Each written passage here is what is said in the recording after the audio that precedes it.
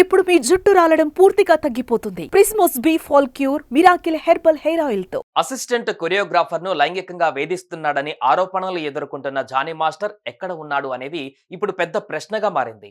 ఆయన phone switch off చేసుకున్నారు. హైదరాబాద్ లో ఉంటున్న తన ఇంట్లో కూడా ఆయన లేరు. దీంతో ఆయన కోసం వెతుకులాట మొదలైంది. ఈ క్రమంలో ఆయన ఏపీలోని ఆ ఊళ్ళో ఉన్నట్లుగా తెలుస్తోంది.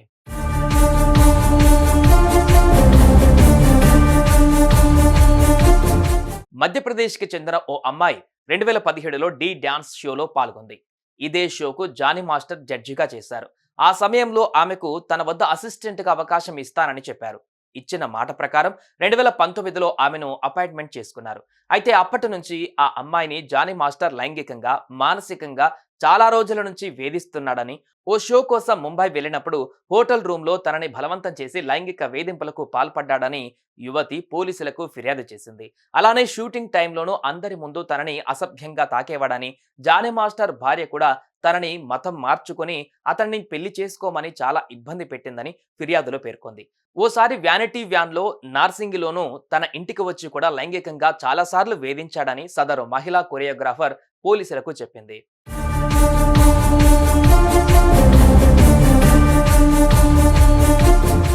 యువతి ఫిర్యాదు మేరకు పోలీసులు కేసు నమోదు చేసుకున్నారు. పలు సెక్షన్ల కింద జానీ మాస్టర్ పై కేసు నమోదు చేశారు. ఇక ఈ విషయం మీడియా వరకు రావడంతో జానీ మాస్టర్ కనబడకుండా పోయారు. తన ఇంట్లో నుంచి పెళ్ళాం పిల్లలతో వెళ్లిపోయారు. ఆనాటి నుంచి జానీ మాస్టర్ ను పోలీసులు వెతుకుతున్నారు. ప్రస్తుతం ఆయన నెల్లూరులో ఉన్నట్లుగా సమాచారం అందడంతో అక్కడి పోలీసులని సంప్రదించారు. ఒకవేళ అక్కడే ఉంటే నెల్లూరు పోలీసులు హైదరాబాద్ పోలీసులకు సమాచారం ఇస్తారు. ఆ తర్వాత నోటీసులు జారీ చేస్తారు.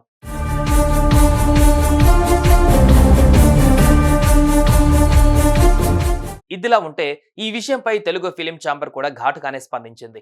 మైనర్ గా ఉన్నప్పుడే బాధితురాలు లైంగిక వేధింపులకు గురైందని, 2 వారాల క్రితం ఈ ఇష్యూ తమ వద్దకు వచ్చిందని, విచారణ కూడా జరుపుతున్నాం అన్నారు. ఇప్పటికే కొన్ని ఆధారాలు కూడా సేకరించినట్లుగా చెప్పారు.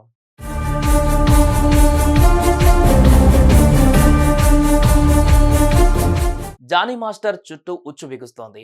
ఎప్పుడైనా ఎక్కడైనా అతన్ని అదుపులోకి తీసుకోవచ్చు పోలీసులు. ఇప్పటికే వెతుకులాట ప్రారంభించారు. నోటీసులు ఇచ్చినా రెస్పాండ్ అవ్వకపోతే అప్పుడు పోలీసులు తగిన యాక్షన్ తీసుకుంటారు. ఇలా తప్పించుకొని తిరిగితే నిజంగానే జానీ మాస్టర్ తప్పు చేసి ఉంటాడనే టాక్ వస్తుంది. చూడాలి మరి ఆయన ఎలాంటి క్లారిటీ ఇస్తారో. సుమన్ టీవీలో మీ పర్సనల్ అండ్ బిజినెస్ ప్రమోషన్స్ కోసం కింది నెంబర్కి కాంటాక్ట్ చేయండి.